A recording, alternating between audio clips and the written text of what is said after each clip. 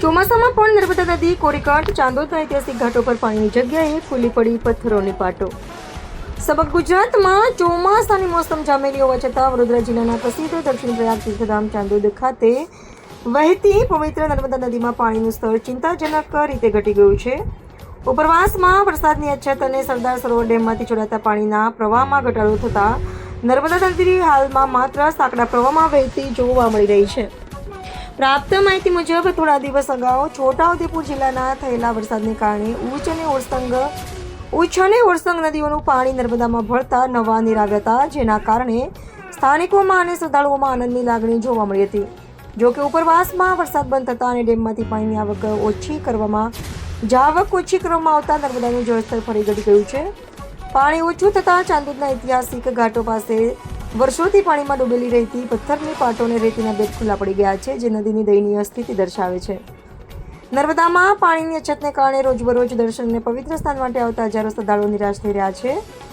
બીજી તરફ નદીમાં નાવડી ચલાવી પરિવારનું ગુજરાન ચલાવતા નાવિકો માટે પણ આર્થિક સંકટ ઊભું થયું છે, કારણ કે પાણી ઓછું હોવાથી હોડીઓનું સંચાલન મુશ્કેલ બન્યું છે। સ્થાનિક અને તીર્થક્ષેત્ર સાથે જોડાયેલા લોકોએ તંત્રને નર્મદા નદીમાં પૂરતું પાણી છોડવા અને જળસ્તર જાળવી રાખવા માટે તાત્કાલિક જરૂરી પગલાં લેવા માંગ કરી છે, જેથી તીર્થધામનું મહત્વ જળવાઈ રહે અને સ્થાનિક લોકોની રોજીરોટી પણ અસર ન થાય। અહેવાલ બિલાલ ગોરાવાલા, ડભોઈ। નર્મદે હર ચાણોદ એ દક્ષિણ પ્રયાગ તીર્થ છે। અત્યારે તમે જોઈ રહ્યા છો નર્મદાજી ચોમાસું જે ભરપૂર ચોમાસું ચાલી રહ્યું છતાં પણ નર્મદાજી નદીનો પ્રવાહ એકદમ ઓછો થઈ ગયો છે।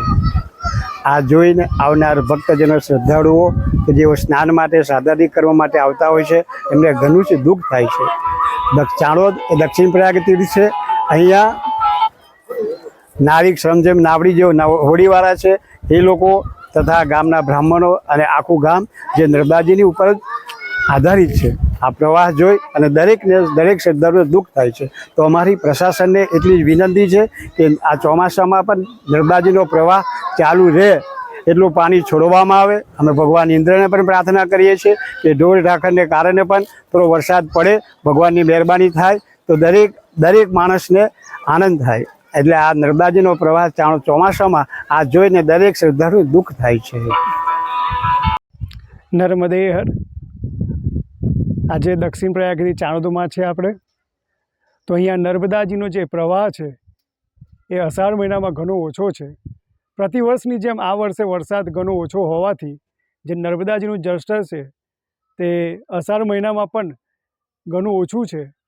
આજે 19/7/2026 છે। આજના જ દિવસે આજથી 13 વર્ષ પહેલાં 19/7/2013ના દિવસે અત્યારે જે નર્મદાજીની સપાટી છે તેના કરતાં પાણી 30થી 35 ફૂટ વધારે હતું, ઉપર હતું।